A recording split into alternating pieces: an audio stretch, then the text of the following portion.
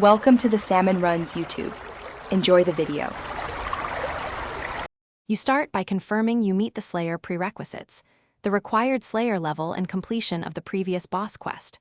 Once done, gather the necessary currency, rare fragments, and any specific enchants. These are consumed during unlock. Next, go directly to the NPC or grind the specified mob for the only way drop. Do not detour.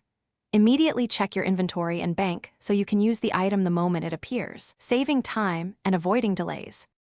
Now perform the core unlock. Interact with the designated NPC or crafting station and apply the only way item.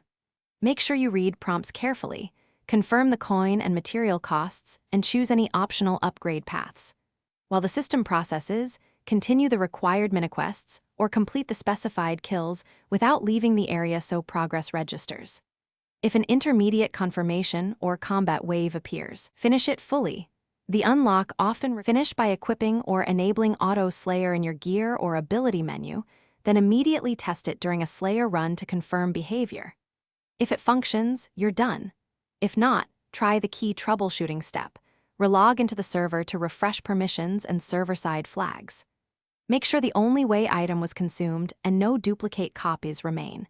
If the item didn't register, check your transaction history and repeat the final interaction. Contact in-game support only after attempting relog and reapplication.